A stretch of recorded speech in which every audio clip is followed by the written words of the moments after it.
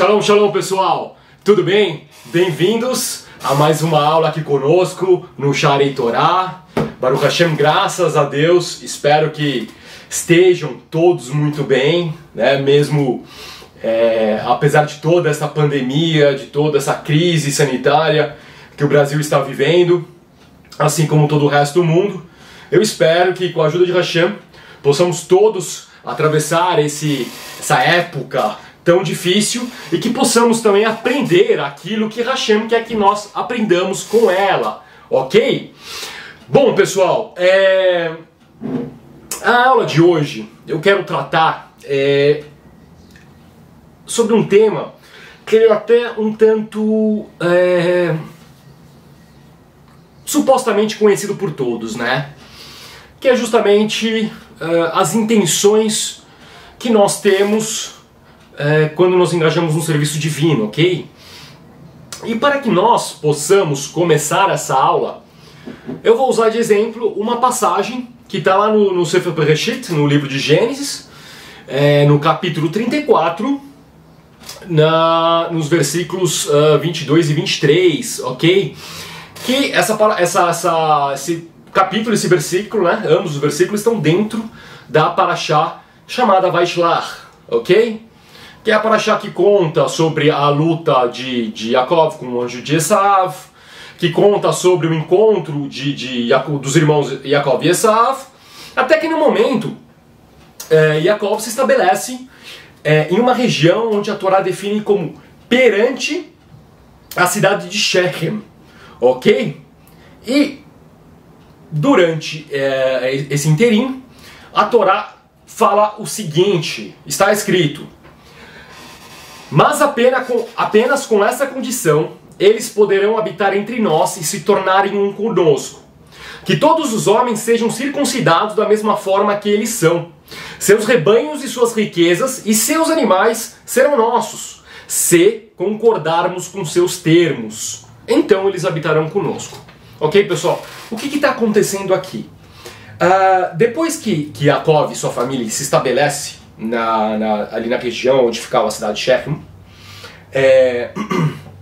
o filho do rei, tá, que também se chamava Shechem, ele vê a filha de Yaakov, ele vê Diná. A Torá fala logo no começo desse capítulo que Diná saiu e que Shechem, o filho de Hamor, que era o rei da região, o líder, ele avista Diná, ele deseja Diná, ele se deita com Diná e ele a violenta. Tá certo? E após esse fato, Shechem, o filho, ele se apaixona por Diná e ele quer muito se casar com a filha de Yaakov, ok? Então ele vai junto a seu pai, Hamor, até a presença de Yaakov e dos filhos de Yaakov, e ele solicita a mão de Diná para se casar com seu filho Shechem, certo? E dentre uma das condições que os filhos de Yaakov impõem a Hamor, para que eles possam dar a mão de Diná em casamento ao seu filho, era que todos, incluindo Shechem, Hamor e toda a população da cidade de Shechem, se circuncidassem, assim como eles são circuncidados. Ok? Então, uma das exigências, um dos termos dos filhos de Yaakov para dar a mão de Diná em casamento era que todos cortassem o prepúcio. Ok? Ok. Por isso que está escrito. Então, após que o termo é oferecido a Hamor e a Shechem volta à sua cidade com a obrigação de convencer ao povo a se circuncidar. Ok? Algo que não deve ser muito fácil, né? E aí que entra o nosso versículo.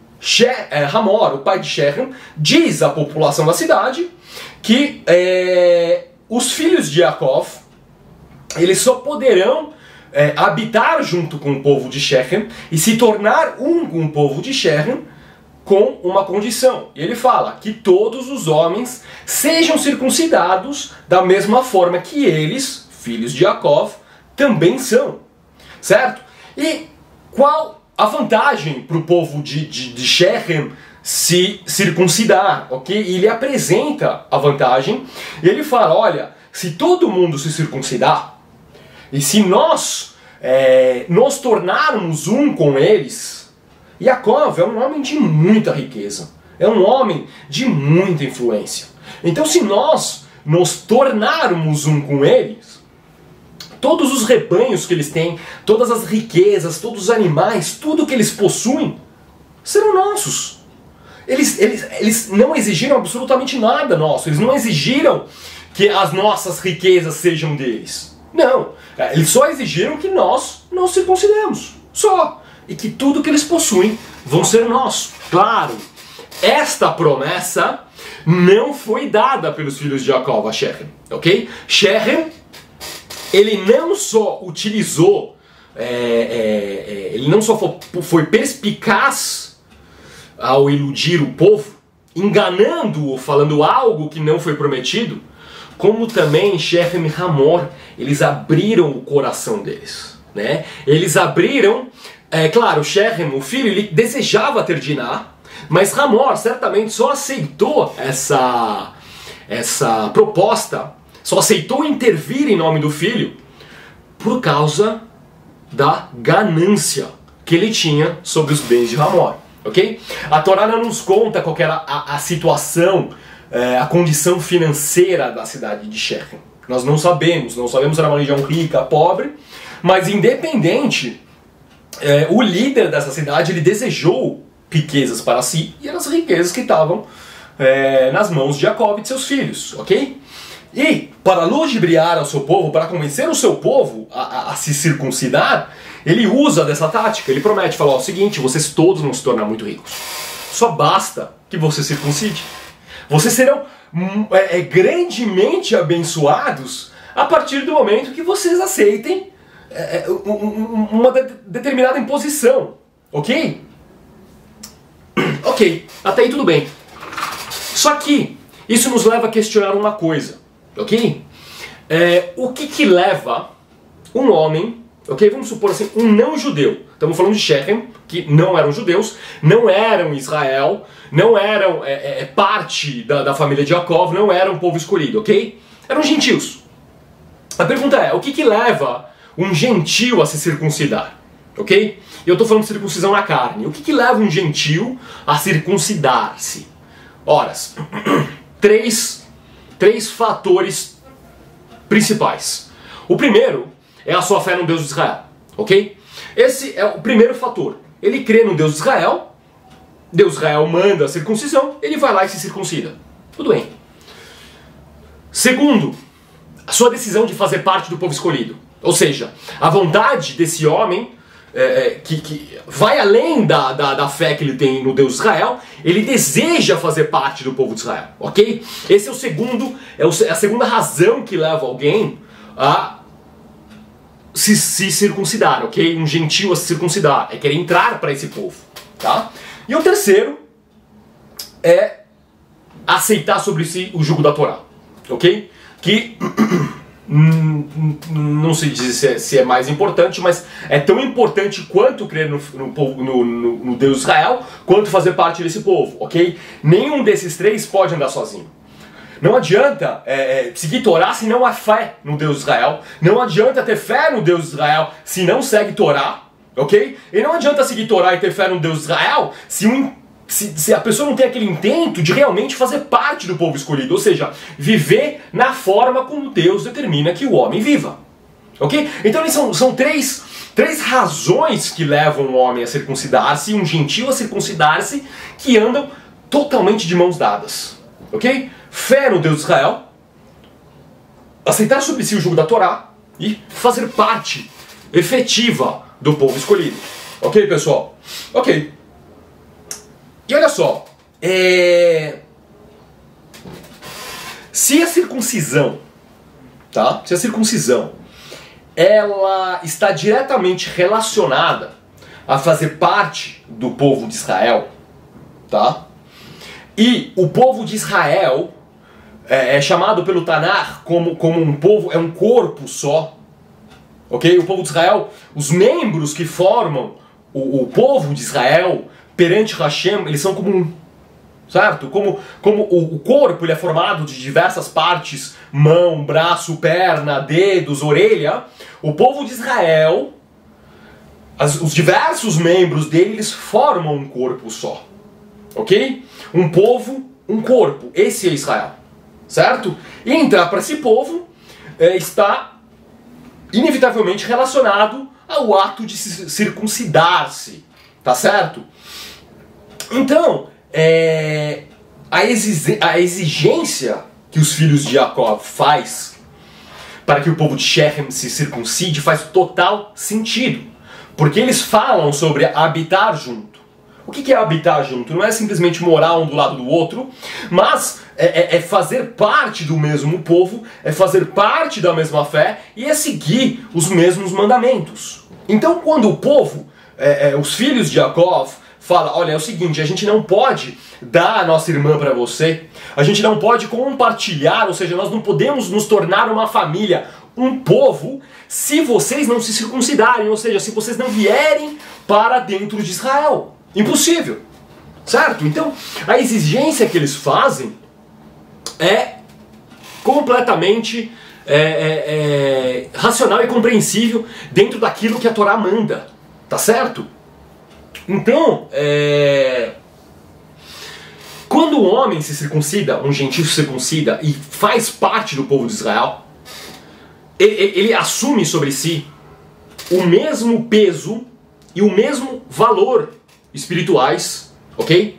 Perante Hashem, como um membro do povo de Israel natural, tá certo? Ou seja, tanto o judeu, por exemplo, o judeu, quanto alguém que se circuncida e entra para o povo de Israel, perante Hashem, ambos possuem o mesmo valor espiritual e o mesmo peso espiritual, tá? Isso tem que ficar bem claro para nós, certo?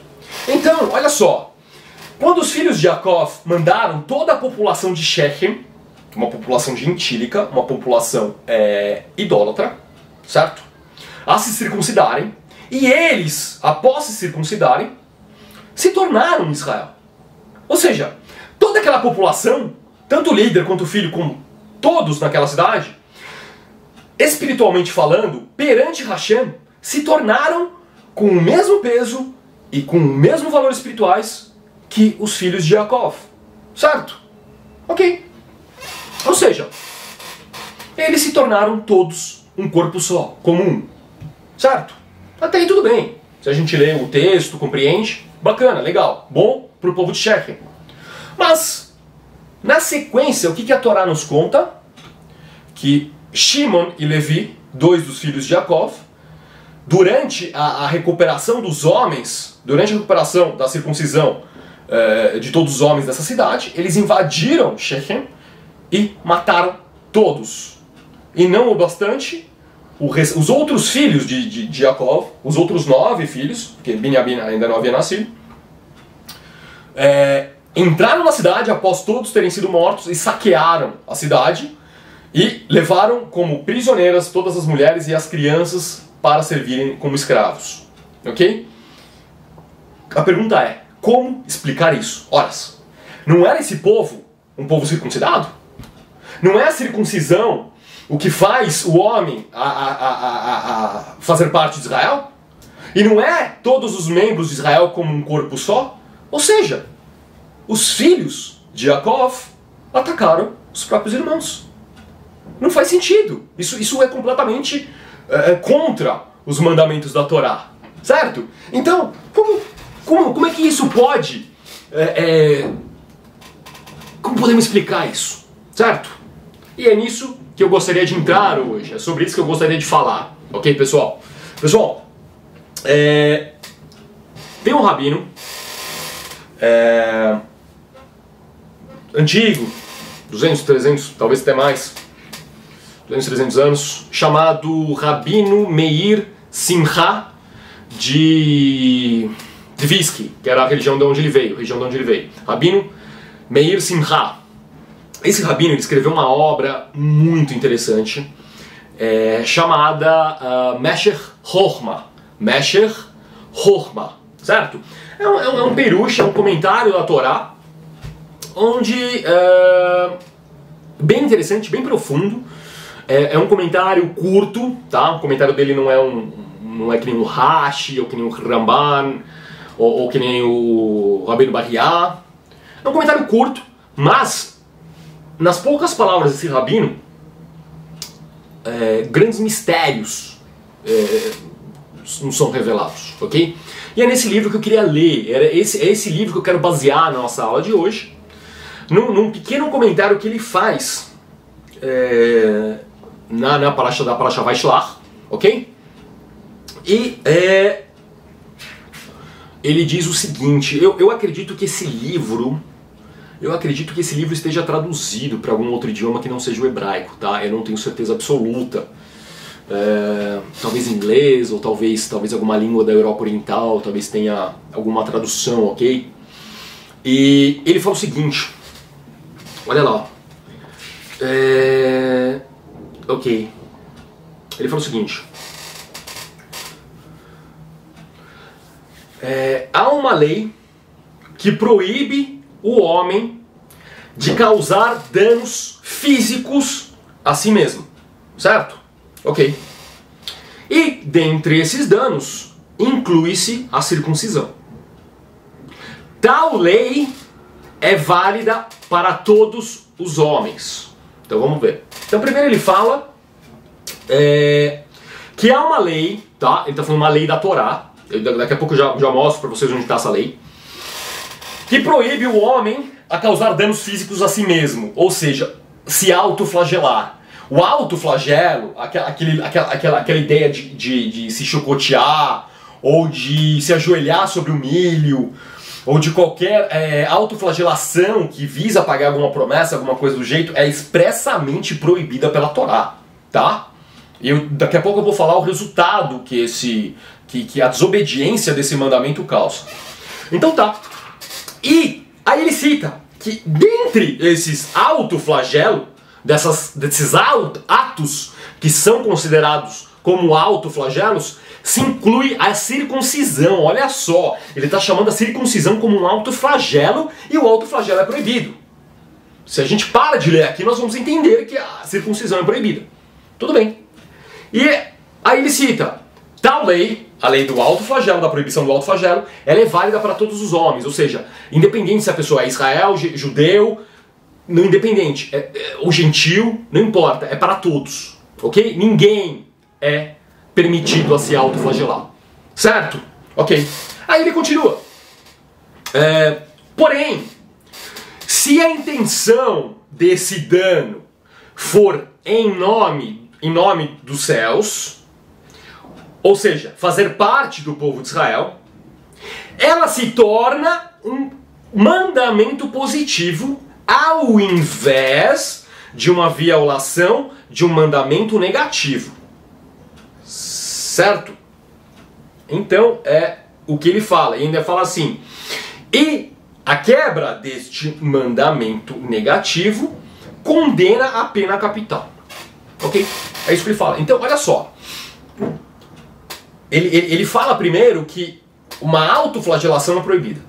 E que essa circuncisão se inclui nessa autoflagelação. O que nos leva a entender, a princípio, que a circuncisão é um auto proibido. Tá? Por uma lei, que depois ele fala que a punição para quem desobedece essa lei é a morte. Aquilo que a Torá chama como karet. Karet, ela não é só a morte física, como o desligamento da alma do homem de Hashem. Então ela é a pior punição que tem na Torá. Tá? Então uma pessoa que se autoflagela, ela se torna passiva de receber a pior punição que tem na Torá, ok? Claro, a punição não é aplicada só nesse mandamento, tem diversos outros onde a punição de karet também é aplicada, tá? Mas ele fala o seguinte, ele fala que se a pessoa, olha só, se a pessoa, ela comete um dano físico, ela se autoflagela, em nome dos céus. E ele cita um exemplo, como por exemplo, fazer parte do povo de Israel, ou seja, a única autoflagelação permitida pela Torá é a circuncisão, pois essa é a única que a Torá determina. É a única que a Torá fala, olha, essa autoflagelação, ela é em nome dos céus, não há nenhuma outra. Mesmo que a pessoa que a cometa, ou seja, se ajoelhar no milho, se chicotear, para ela seja em nome dos céus. Mesmo que na cabeça dela seja em nome dos céus, não é. Porque a Torá não determina isso. E em nome dos céus é apenas aquilo que a Torá determina.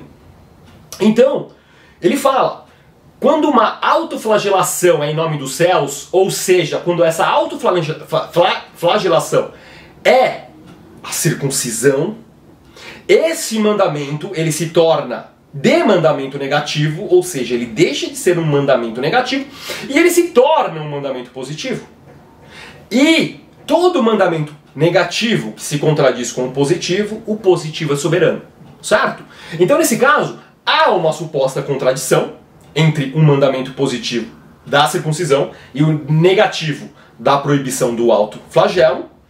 Então o positivo ele é soberano, ele se sobressai, ou seja, a autoflagelação é proibida, porém, se essa autoflagelação for uma circuncisão, com a intenção de entrar para o povo de Israel, esse mandamento negativo se torna impositivo. E a punição da morte, da quebra desse mandamento negativo, se torna bênção e bênção de vida. Certo? Olha só, é isso que o Rabi Meir Simcha ele explica, ok? E ele se baseia lá no Sefer Devarim, no livro de Deuteronômio, versículo 14, capítulo 14, versículo 1, que fala: Filhos sois de Adonai, vosso Elohim, não vos dareis golpes, nem fareis calva entre vossos olhos por causa de algum morto. Claro, aqui ele está falando de um tema, ele está falando de um costume que existia nos povos daquela época, que eles se autoflagelavam em nome de algum morto, tá?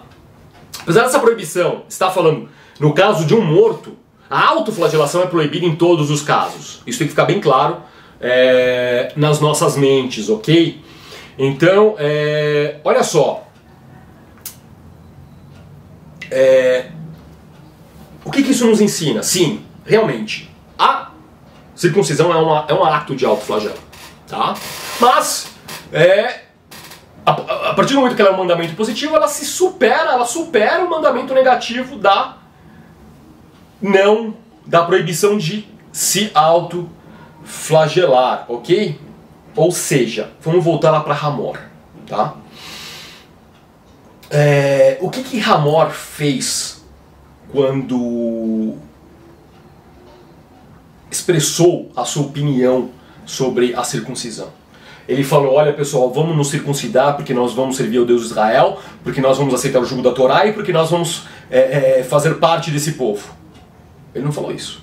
Ele falou: pessoal, vamos nos circuncidar, porque se nós nos circuncidarmos, iremos ser abençoados. Seremos abençoados.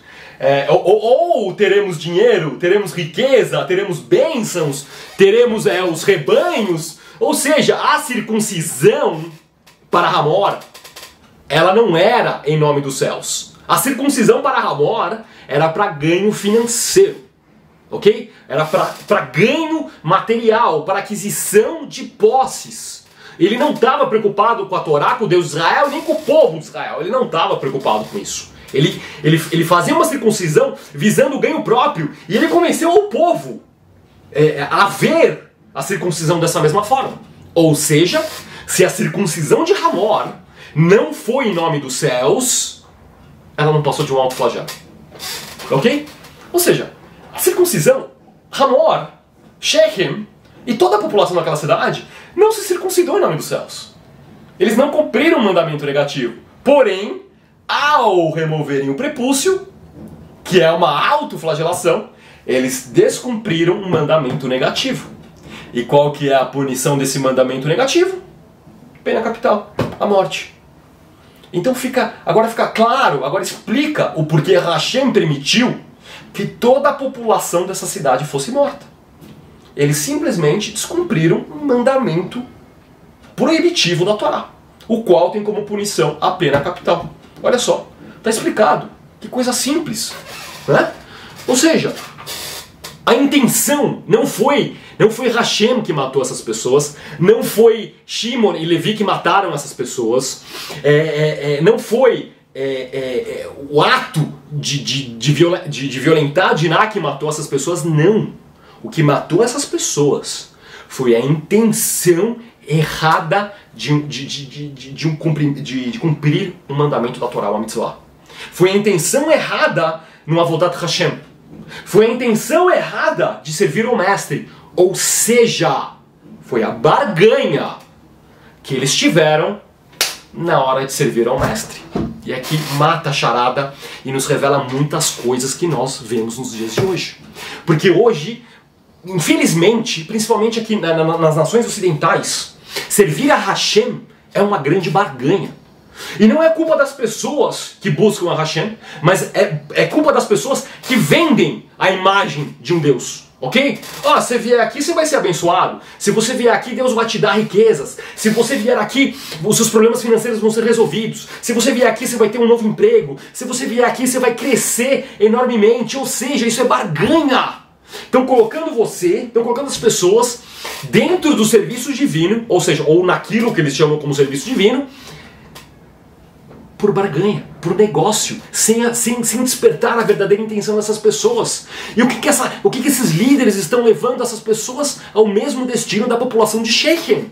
Isto leva à morte. A partir do momento que um homem decide servir a Deus, esperando algo em troca, ou decide fazer até uma mitzvah da Torá, por exemplo, como a tzedakah, ou como o dízimo. Ah, eu vou dar o dízimo, porque eu sei que Hashem vai me abençoar 10 vezes mais. Ou alguém me convence que se eu der uma oferta, ou se eu fizer uma tzedakah, Deus vai aumentar o que eu recebo.